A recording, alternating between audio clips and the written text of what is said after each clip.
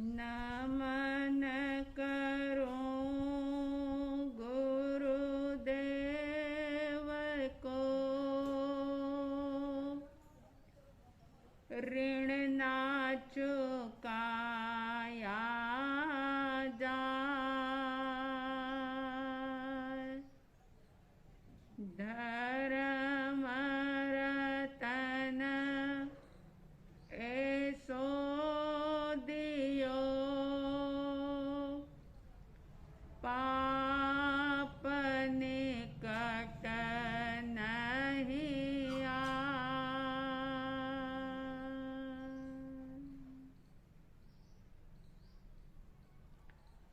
श्रद्धालु जिज्ञासु श्रोताओं, आप सभी ने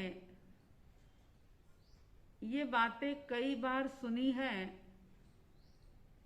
सेटिस्फेक्शन इज ग्रेटेस्ट वेल्थ। संतोष सबसे बड़ा धन है। संतोषी सदा सुखी।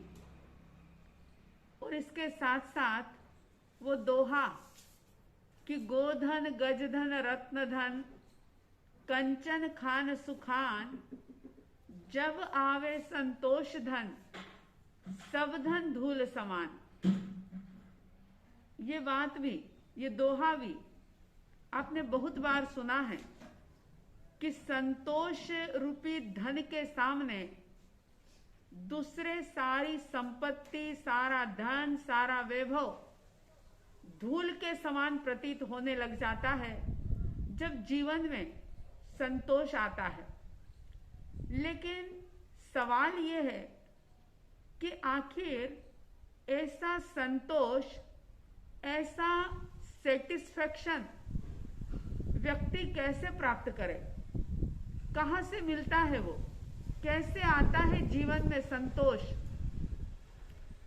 ज्ञानीजन कहते हैं कि संतोष को जीवन में लाने के लिए यथार्थ को समझो, सच्चाई को जानो।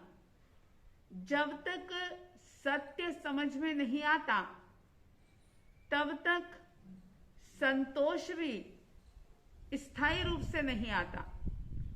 अगर किसी के कहने पर या कोई जिनवाणी की बात सुनकर के, साधु साध्वी भगवंतों के मुखारविंद से कोई ऐसा टॉपिक सुनकर के अगर संतोषी बनने की कोशिश की, तो हो सकता है कि थोड़े दिन भीतर में एक तसल्ली का एहसास हो। हर परिस्थिति में व्यक्ति खुश रहे, संतुष्ट रहे। लेकिन बहुत कुछ संभावना है कि जैसे ही कोई परिस्थिति परिवर्तित हुई कि व्यक्ति फिर और की चाहत में आगे बढ़ता चला जाएगा। क्योंकि कहते हैं ना कि वैसे तो संतोष सबसे बड़ा धन है, लेकिन इंसान का दिल है कि दिल मांगे मोर मोर मोर। दिल जो है, मन जो है, वो और यानी मोर मोर मोर मांगता ही रहता है। कहीं पर भी उसे संतुष्टि नहीं होती।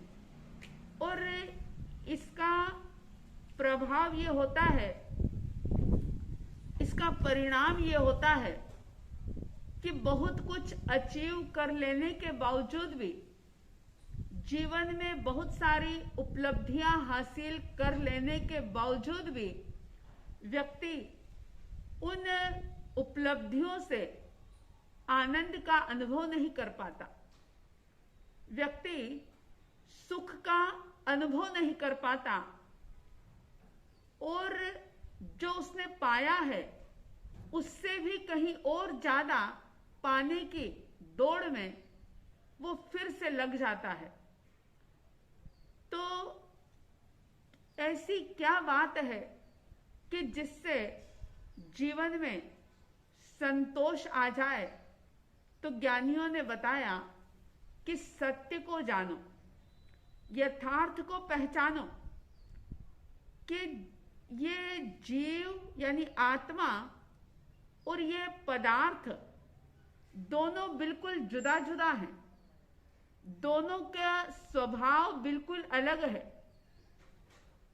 आप स्वयं एक शुद्ध आत्मा हो और आपको जो भी कर्म के अनुसार संयोग मिले हैं वे कभी भी स्थायी रहने वाले नहीं।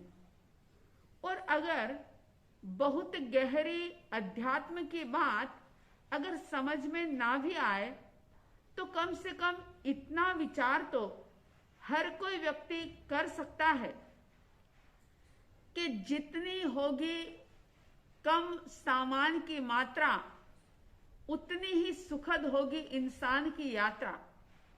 आप सबके जीवन का ये अनुभव है कि अगर आप कहीं बाहर जा रहे हो, कोई व्यक्ति बाहर जा रहा है, तो जितना ज्यादा सामान लेकर के वो जाएगा उतना ही परेशान होगा। अगर कोई ट्रक भर करके ले जा रहा है तो अपने गंतव्य स्थल पर पहुंच जाने के बाद भी सारा ट्रक जो भरा हुआ है उसे उतरवाना पड़ेगा, खाली करवाना पड़ेगा, बिल्टियां बनानी पड़ेगी, बिल्टी मिलानी पड़ेगी। और अगर कोई व्यक्ति 5-7 अटैची भर करके, सूटकेस भर करके अगर ले जा रहा है तो भी अपने गंतव्य स्थान पर पहुंचने पर उसे कूली ढूंढना पड़ेगा। अगर वह अपने कार से भी जा रहा है तो भी जाने के बाद सामान उतारना पड़ेगा, उठाना पड़ेगा, जहां रखना है वहां तक ले जाना पड़ेगा। और अगर कोई व्यक्ति सिर्फ एक ही बैग लेकर के जा रहा है तो आप सोचो कि रास्ते में भी कितना निश्चिंत होगा वो, कितने सुकून से भरी हुई होगी उसकी यात्रा। कोई दिमाग में टेंशन नहीं होगा, कोई उसे चिंता फिक्र नहीं होगी। और चलती ट्रेन में भी वह एक बैग उठा करके दौड़ता भागता हुआ उतर सकता है, तकलीफ नहीं होगी। बाहरी यात्रा में भी जितना सामान कम होता है उतनी यात्रा सुखद होती है। तो जीवन में संतोष को पाने के लिए ये बात याद रखो कि अगर ये जीवात्मा जो बिल्कुल ही अनजानी राहों पर अनजाने सफर के लिए जाएगी तो जितनी सामान की मात्रा कम होगी, आसक्ति कम होगी, अटैचमेंट कम होगा, संचय किया हुआ कम होगा, इकट्ठा किया हुआ कम होगा, तो उसे तकलीफ नहीं होगी। वह बड़ी आसानी के साथ अपने गंतव्य स्थान पर पहुंच जाएगी। और फिर यह भी तो सोचो कि रात दिन जिसे पाने के लिए एक कर रहे हो, जिस धन को, वैभव को, संपत्ति को इकट्ठा करने के लिए पूरा जीवन खपा रहे हो, आखिर उसका यथार्थ क्या है? क्या कोई एक भी वस्तु व्यक्ति अपने साथ कभी कोई ले जा पाया? कभी नहीं। कोई भी अपने साथ कुछ भी ले जा नहीं सकता। कई बार लोग कहते हैं कि हमारे पास वैसे तो बहुत है लेकिन बच्चों के लिए इकट्ठा करना है, बच्चों का भविष्य अच्छा बन जाए उसके लिए चिंता है। और आपने वो बात भी सुनी होगी कि पूत सपूत तो क्यों धन संचय और पूत कपूत तो क्यों धन संचय। आज जो भी व्यक्ति जो कुछ भी भोग रहा है, खा रहा है, वह सब अपने अपने पुण्य से उसे मिल रहा है। कोई किसी को कुछ दे नहीं सकता, कोई किसी के लिए कुछ कर नहीं सकता। अगर आपने बच्चों के लिए रात दिन एक करके खूब सारा वैभव इकट्ठा भी कर लिया, लेकिन अगर बच्चों में वो काबिलियत नहीं या उनके भाग्य में वो चीज नहीं, तो वो उसका उपयोग नहीं कर पाएंगे। इसलिए सब कुछ करो, लेकिन संतोषी बनने के लिए आसक्ति छोड़ो। इस धन वैभव के सत्य को, यथार्थ को जानो और अपने आप से ही एक सवाल करो। अपने आप से ही पूछो, सब छोड़ तुझे एक दिन इस जग से जाना है, फिर किसके लिए संचय करता तू दीवाना है। सब छोड़ तुझे एक दिन इस जग से जाना है, फिर किसके लिए संचय करता तो दीवाना है। बहुत ही प्यारे शब्द, भीतर में एक जागृति देने वाले शब्द। इन पर चिंतन करें, मनन करें, गौर करें और दूसरे किसी को नहीं, लेकिन स्वयं को ही संबोधित करें। क्या कहें स्वयं से? सौभाग्य से आज तुझे मानव का जन्म मिला, सौभाग्य से आज तुझे मानव का जन्म मिला, मत भूल तेरी उजड़ी बगिया में चमन खिला, बगिया में चमन खिला। इस मिट्टी के तन का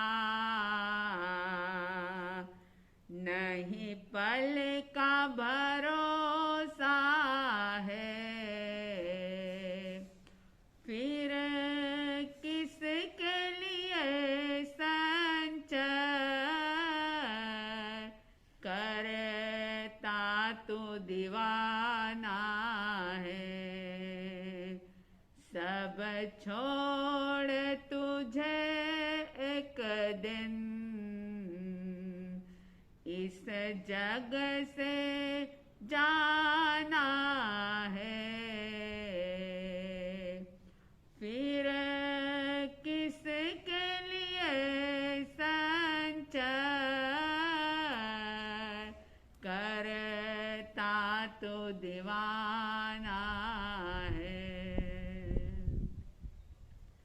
अगर स्वयं से ही ये सवाल पूछा जाएगा और धन वैभव की नश्वरता के बारे में समझा जाएगा कि साथ में कुछ भी व्यक्ति ले जा नहीं सकता, तो वह जरूर संतोषी बनेगा, एक सीमा रेखा को तय करेगा कि बस मुझे अपने जीवन में इतना करना है और अगर इतना हो जाए, इतना मैं प्राप्त कर लूं, उसके बाद बिल्कुल इन सब भाग दौड़ पर विराम लगा दूंगा, रोक दूंगा इन्हें और फिर स्वयं के लिए मैं जीऊंगा, खुद को जानूंगा, खुद से मुलाकात करूंगा। इस प्रकार व्यक्ति संकल्पबद्ध हो सकता है। तो संतोषी बनने के लिए सिर्फ यथार्थ को जाने, सत्य को पहचाने और सत्य को पहचान करके आसक्ति को कम करें। और इस बात को बार बार ध्यान रखें कि जितनी कम मात्रा माल की होती है उतनी ही यात्रा सुखद होती है। तो परलोक की यात्रा पर प्रयाण करने के लिए जितना ज्यादा संतोष होगा, फैलावा और पसारा जितना कम होगा, उतना ही शांति और सुकून का अनुभव होगा। आप सभी के भीतर में संतोष रूपी धन प्रकट हो, जागे, आप संतोष का अनुभव कर सकें, सेटिस्फेक्शन को फील कर सकें, ऐसी साध्वी द्वय की तरफ से हार्दिक हार्दिक शुभ मंगल भावनाओं के साथ जय प्रभु महावीर, जय गुरु आनंद।